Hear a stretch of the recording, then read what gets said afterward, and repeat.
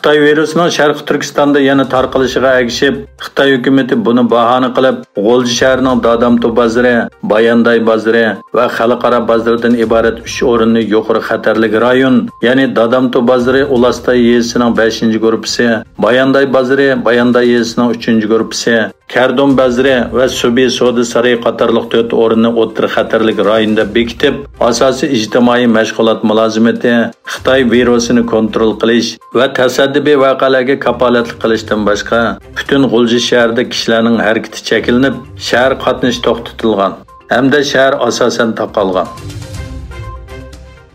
Amerika Avam Palatasining boshlig'i Nancy Pelosining Tayvan ziyaratidan keyin Amerika Xitoyning Tayvanda uyushtirgan harbiy manevrga kuchli inkas qaytardi.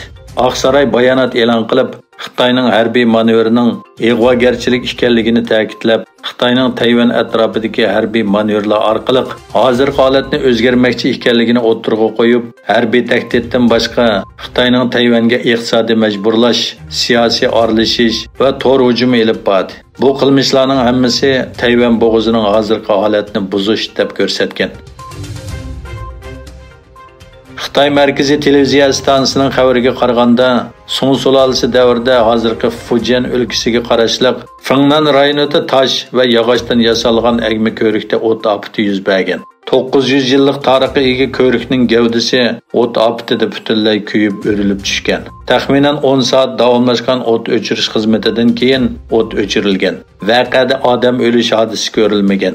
O't ofatining sababi ustida tekshirish boshlangan. Xitoyning tarixiy binokorlik sohasi mutaxassislari o't tabiiy sabablar tufaylidan boshlangan bo'lishi mumkin deb qaramaydiganligini bayon qilgan. Hamda so'ning ustidagi bir ko'rikka o't ketish voqeasining oz uchraydigan hodisa ekanligini ta'kidladi. G'azza rayonida zo'ravonlik voqealari kun sari avj olmoqda. Yakshanba kunidagi islom jihodi bilan Isroil o'rtasidagi eng og'ir to'qinishda 6 bolani o'z ichiga olgan 32 falastinlik qazo qildi. Isroilga qarshi harakatlarga texnik qatnashmagan Hamas Isroilning bu tajovuzchiligining kontrol qilib bo'lmaydigan vaziyatni keltirib chiqarganligini ogohlantirdi.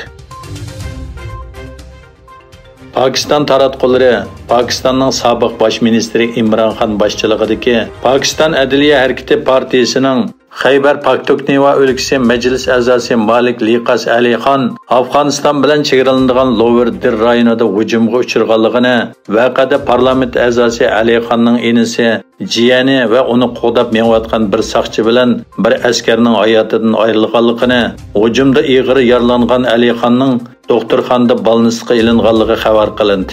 Pokistonning aloqador tarmoqlarining voqeani tekshirishni boshlaganligi bildirildi.